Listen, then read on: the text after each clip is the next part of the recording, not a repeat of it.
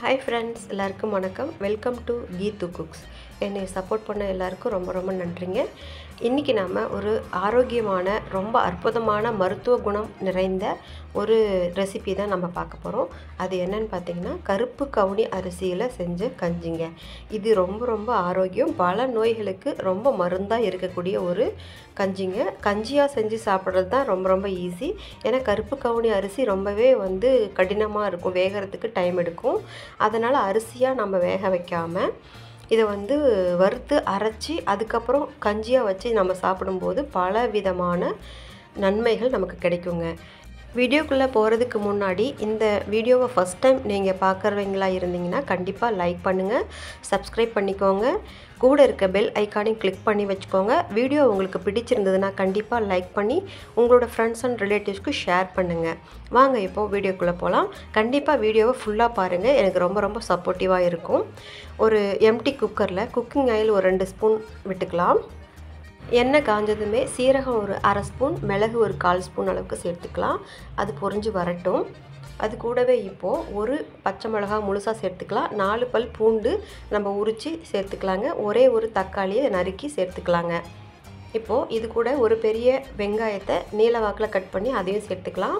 இதெல்லாமே ஒரு 2 நிமிஷம் போல் நல்லா வதக்கி விட்டுக்கலாங்க. 2 நிமிஷம் போல் நல்லா வதங்கினதுக்கு அப்புறமா மசாலா சேர்த்துக்கலாங்க.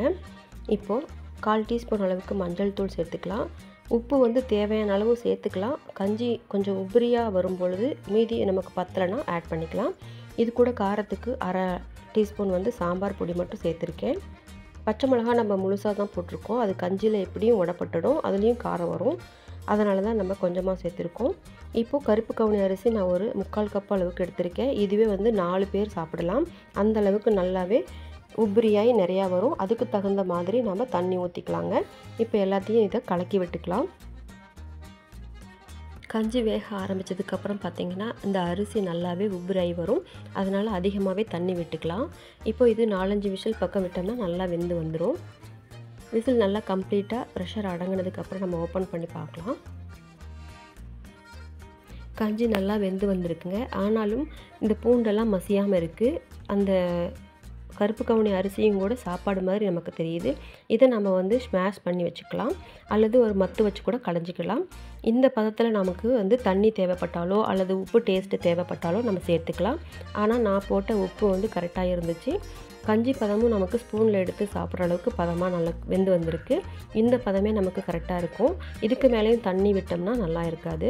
ஸோ சூப்பரான ஹெல்த்தியான பிரேக்ஃபாஸ்ட்டாகவும் எடுத்துக்கலாம்.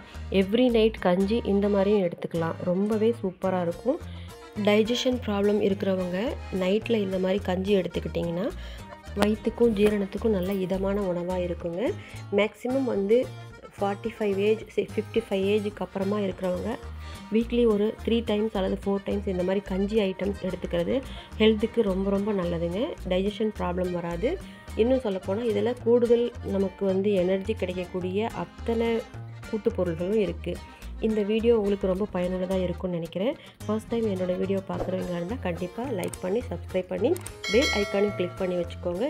நான் உங்களை அடுத்த யூஸ்ஃபுல் வீடியோவில் மீட் பண்ணுறேன். Thank you, bye and take care.